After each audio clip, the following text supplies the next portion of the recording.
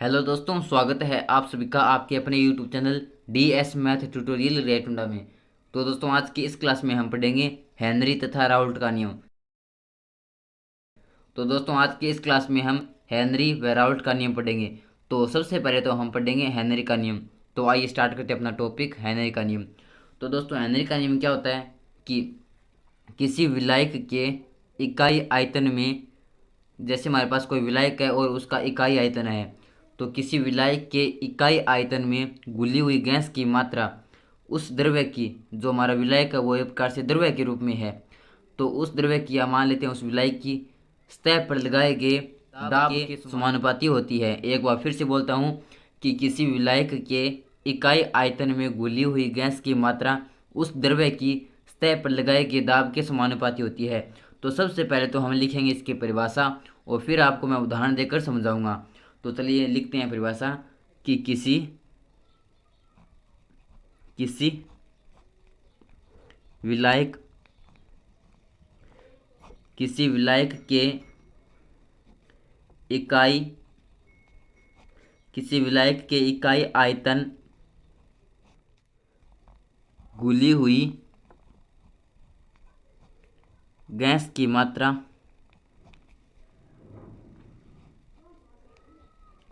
मात्रा किसी विलायक के इकाई आयतन में घुली हुई गैस की मात्रा उस द्रव्य की, यहाँ पर द्रव्य क्या है हमारा, द्रव्य हमारा विलायक, जो विलायक है वही हमारा द्रव्य के रूप में है, उस द्रव्य की सतह पर लगाए गए दाब के समानुपाती होती है।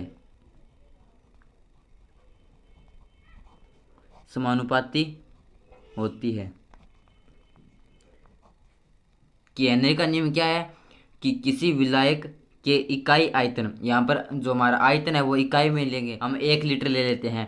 तो मान लेते हैं कि 1 लीटर हमारे पास कोई भी आयतन है, कोई भी हमारा द्रव्य का आयतन है, तो उसके आयतन में घुली हुई गैस की मात्रा उस द्रव्य, जो हमारा जो वो 1 लीटर द्रव्य है, उसकी सतह पर लगाए गए दाब के समानुपाती होती है। तो ये तो होगी हमारी परिभाषा। अब मैं आपको इसको उदाहरण देकर समझाता हूँ। जैसे मान लेते हैं कि हमारे पास कोल्ड ड्रिंक है और हम जानते हैं कि कोल्ड ड्रिंक के अंदर CO2 गैस भरी जाती है। तो मान लेते हैं विलायक के रूप में हमारे पास है कोल्ड ड्रिंक। तो किसी विलायक के इकाई आयतन में, तो मान लेते हैं कि हमारे पास 1 लीटर कोल्ड ड्रिंक है। तो 1 लीटर कोल्ड ड्रिंक हमारे पास वो है हमारा विलायक के इकाई आयतन में घुली हुई गैस की मात्रा। और मान लेते हैं कि उस 1 लीटर कोल्ड ड्रिंक के अंदर CO2 गैस भरी हुई है, यानी उसके अंदर CO2 गैस की मात्रा है। अब आगे कहता है कि उस द्रव्य यानी उस विलायक की सतह पर लगाए गए दाब के समानुपाती होती है। यानी हमारी जो कोल्ड ड्रिंक के अंदर जो हमारी गैस की मात्रा है, वो गैस की मात्रा जो हमारा वो कोल्ड ड्रिंक है, उस कोल्ड ड्रिंक की सतह पर जो दाब लगाया गया है उस दाब के समानुपाती होती है। तो जो गैस की मात्रा है वो गैस की मात्रा उस द्रव्य की सतह पर जो दाब लगाया जाता है उस दाब के समानुपाती होती है। तो यही होता है हमारा हेनरी का नियम। तो ये तो होगी हमारी परिभाषा और उदाहरण देकर भी समझा दिया। अब लिख लेते हैं इसका सूत्र। तो लिखेंगे अर्थात अर्थात P समानुपाती M। तो यहाँ से P बराबर KH M। अब यहाँ पर P क्या है, KH क्या है और M क्या है वो भी यहाँ पर बताऊँगा। तो यहाँ पर M है हमारा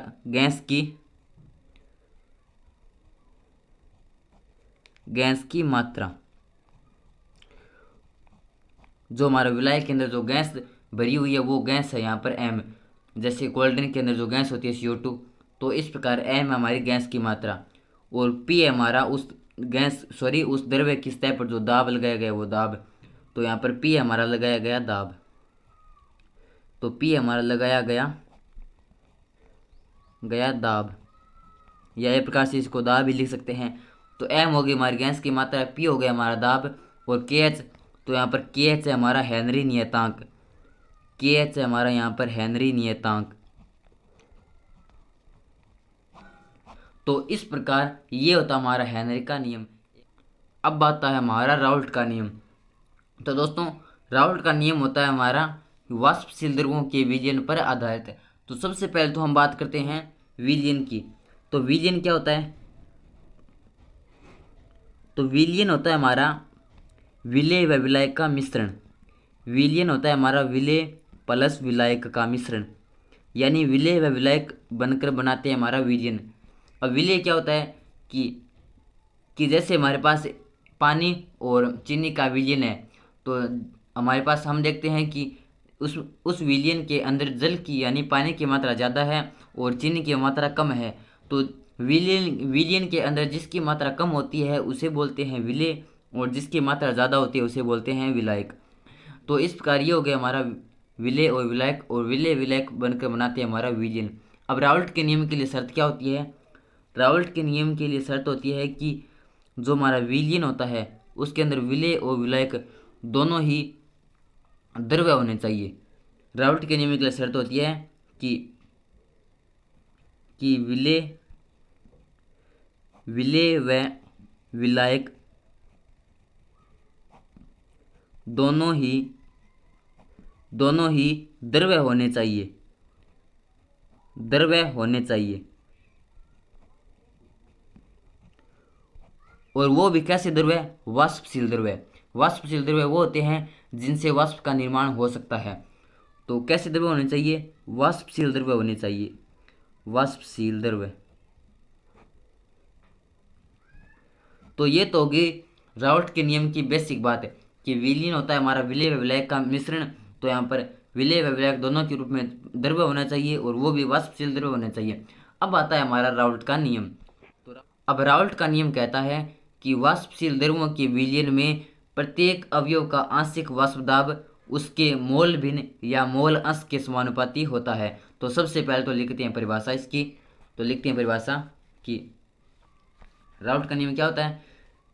तो परिभाषा लिखते हैं परिभाषा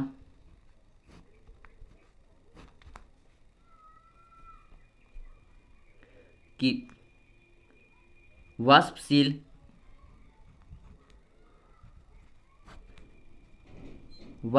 द्रव्यों के विलयन में प्रत्येक अवयव का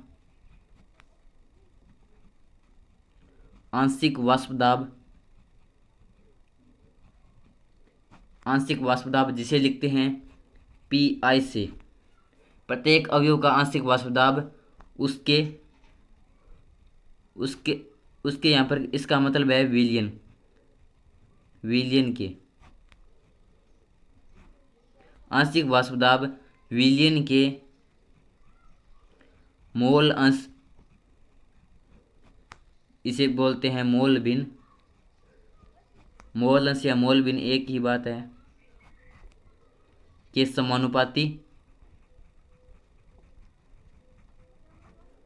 समानुपाती होता है। तो इस प्रकार वाष्पशील द्रव्यों के विलयन में प्रत्येक अवयव का आंशिक वाष्प दाब PI उसके यानी विलयन के मोल अंश या मोल भिन्न, मोल अंश को लिखते हैं XI से, के समानुपाती होता है। अर्थात PI यानी आंशिक वाष्प दाब प्रत्येक अवयव का आंशिक वाष्प दाब समानुपाती होता है मोल भिन्न या मोल अंश के यानी XI के। तो इस प्रकार ये होता है हमारा राउल्ट का नियम।